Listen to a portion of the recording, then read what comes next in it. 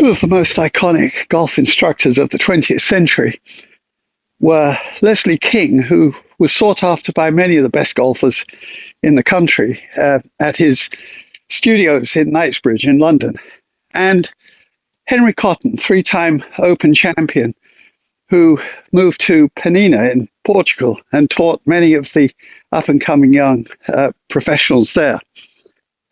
And both of them had opinions about the actual strike of a golf ball, which is something that doesn't get a huge amount of attention nowadays. So let's talk a little about that. Leslie King's approach was to imagine beating a rug that you've thrown over a line in the garden, something that I was very familiar with as a kid. I actually enjoyed doing it. My mother would periodically take a rug beater and give it a jolly good whacking. And it's, of course, a strike of an object with something like a stick. And it does explicitly denote how that contact should be made in the most efficient way.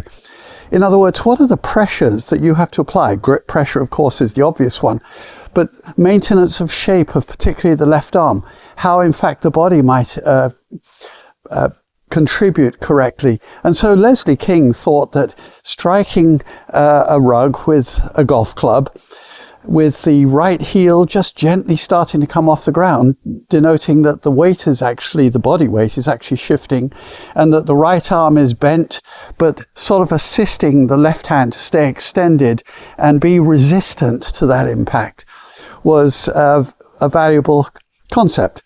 And then, of course, Henry Cotton, very famously, had tires, a car tire, and he would tap it and show you that each of your hands, you've always known me to think that they have to operate subtly differently, but they can be combined in a way that acts together, and that you can learn it by just tapping a rubber tire and finding out, just like Leslie King, what the pressures and the resistance are to be most effective. And so he would have his students tap this rubber tire and learn to use the same forces and resistances during the golf swing.